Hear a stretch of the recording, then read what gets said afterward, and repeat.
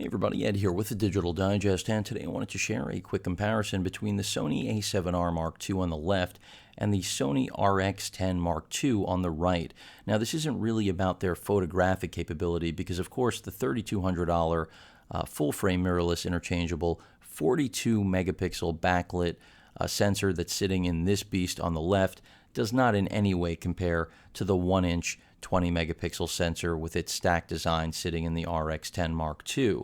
But one key difference for videographers out there is that the RX10 Mark II does not overheat. And at $1,300, that is already a compelling feature added along with the fact that it does have S-Log, much like the A7R Mark II. But keep in mind with the A7R Mark II, you are getting a Super 35 mode for video, which traditionally would cost much more to gain access to, and then the flexibility of being able to have 5-axis stabilization with any native FE lens, and if you work with any non-native lens with an adapter, you'll still have 3-axis stabilization even though you will have to utilize manual focus.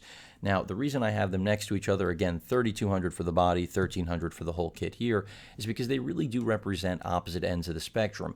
And this isn't about, well, should you be comparing these two? I think people inherently will. Now, professionals clearly will not, but consumers will wonder whether or not $1,300 spent here is a waste as opposed to going basically the distance on the $3,200 A7R Mark II. And my answer to those of you trying to figure this out, well, I've already mentioned this camera doesn't overheat shooting video.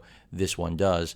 About an hour, hour and a half will put you at an overheat point. Both of these, by the way, can also charge, as can the RX100 Mark IV, using external battery packs, which is nice. So on the go, that is a great solution for keeping batteries topped off. You know, you've got one of those 8,000, 12,000 battery packs. You can plug it in using micro USB while a battery's on board and still charge. It might heat things up a little bit more, but you can keep going.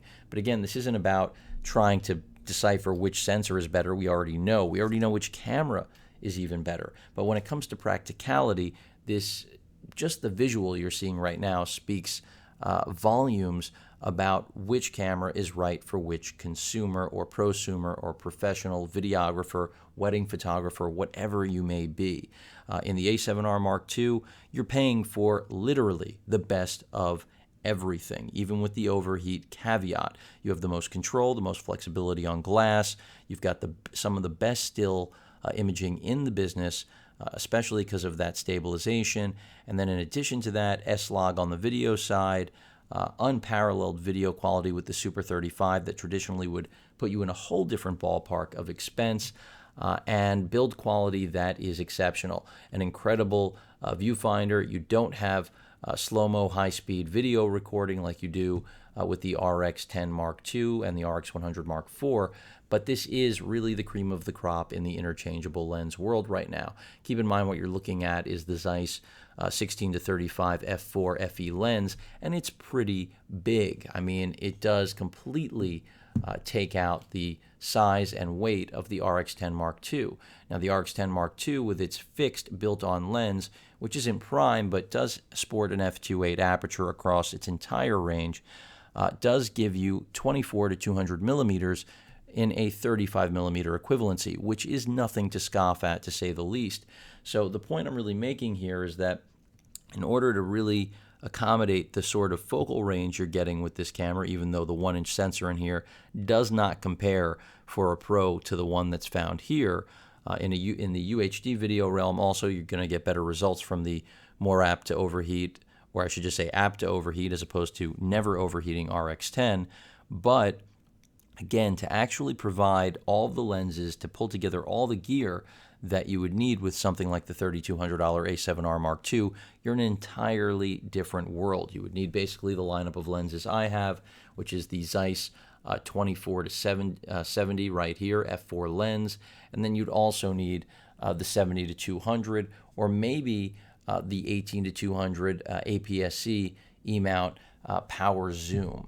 Sony does make specifically a video lens that is nice, even bigger than what I just showed you, and it's incredibly expensive. So that's why I won't even begin to bring that into the conversation.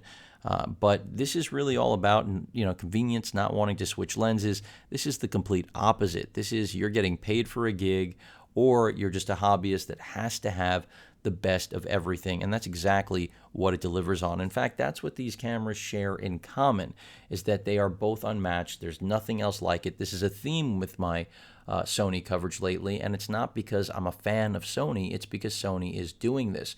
Canon, Nikon, Fuji, where are you? Panasonic, the only other company really to push things. Samsung, still an infant in this business, even though they have been very future-minded, and that's why I started covering their cameras. Their NX series was a breakthrough, but when it comes to taking things to the next level, Sony is doing exactly that. I mean, even if I were to bring something like the RX100 Mark IV into frame, you're quickly reminded that nobody else makes anything like what Sony does right now in DI. Yes, you do pay a premium, but the A7R Mark II to most professionals is a bargain when you consider what it can do, even with the limitations that it has regarding overheating. So really this comes down to not just your budget first and foremost, which almost every decision in life comes down to at some point, and I already mentioned 3200, 1300, and this is complete. Here you're looking at a $1,250 lens retailing normally for $1,350 US. The 70 to 200 is 1500. The 24 to 70 that I just pulled out is another 1200. So you're spending a fortune to go with something like this. It's also going to weigh more. It's also going to be more cumbersome to swap lenses. If you get primes, you'll get even more amazing results out of it. But again, more money. And really something that takes far more dedication, and that you will find yourself wondering, how often am I using lens X, Y, or Z? And if you find that you are sticking with one primarily, then that definitely begs to reason, if you're not a pro, why aren't you considering the RX10 Mark II, where you're getting, again, great range, great quality glass, a sensor that doesn't match up, but if you're not pixel peeping and trying to do incredibly large prints or commercial work, is still going to look fantastic. It will rival many other cameras on the market. I will even go as far as saying APS-C Micro Four Thirds cameras, simply because of the glass sensor pairing really being a match made in heaven, which really also originally started with the RX1 and the RX100, because those were the first examples of seeing lenses and sensors come together in fixed cameras in a way that we just hadn't seen from any manufacturer before. So both of these are incredible cameras, incredibly different in price. I know a lot of people have said they'd rather stick with an A7R than move to the 2 and just spend the balance of savings on glass. And then I've seen people who said they'd rather pick up this camera and just save all of the money because they know how quickly all of this gear devalues, and the fact that this camera is so flexible, can do so many things for $1,300. And I understand that argument as well. In a perfect world, you could have both, but I see too much overlap even for me personally, which is why it's hard for me to justify the RX10 Mark II outside of the fact that it does have that power zoom lens, which is pretty smooth, both in slow and fast mode.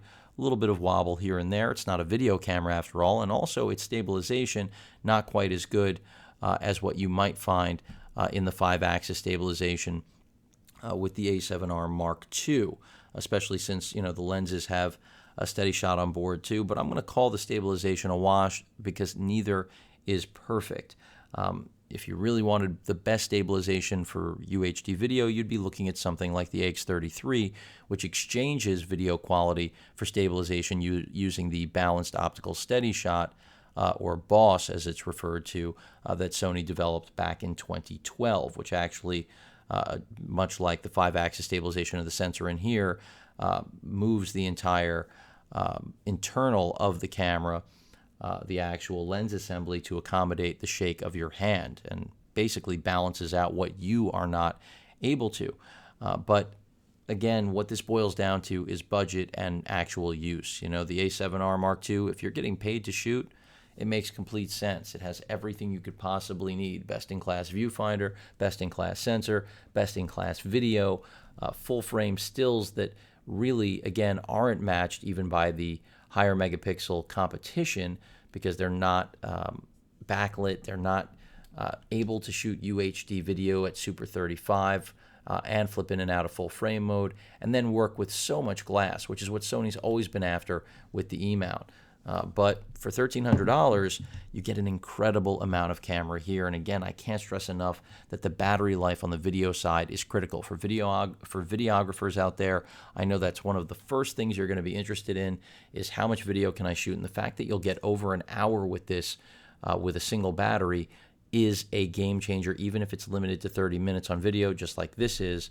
You know it's not going to overheat. You're going to get better battery life. You're just not going to get the still capability you would with something like this or any other interchangeable lens, full frame, or APS-C or micro four thirds camera in some instances. But this will beat many, and that's why I keep reiterating that it can stand up to a lot of interchangeable lens cameras and easily can replace a system. Great EVF here, not as good as the one on the A7R Mark II, but that's to be expected. Wi-Fi and NFC both live on board, and just having even the digital readout for vital statistics, specifications of what's going on, your aperture,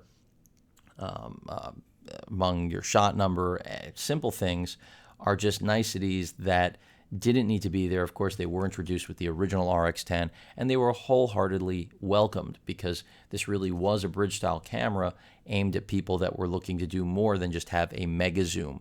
Not that I'm kind of throwing the FZ1000 under the bridge, but Sony was more focused on making a camera that could do everything rather than tried to do everything. And that's what the A7R Mark II does as well. So whether or not you really need one or the other comes down to, in my opinion, as I've mentioned over and over, budget and what you intend to do with it.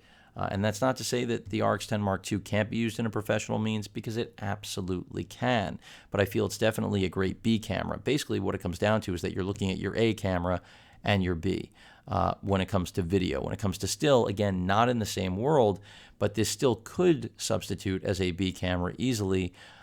If, let's say, you have two A7R Mark IIs or two full-frame bodies you work with specifically, even one from another manufacturer, since the R can easily play with other glass, but in a manual mode with adapter because it still has the 3-axis stabilization, you can then always lean on the RX10 Mark II to take care of all of your other still and video work when you're not working with the full-frame solution. So both really great DI tools, both on the still and video side, offering best-in-class performance.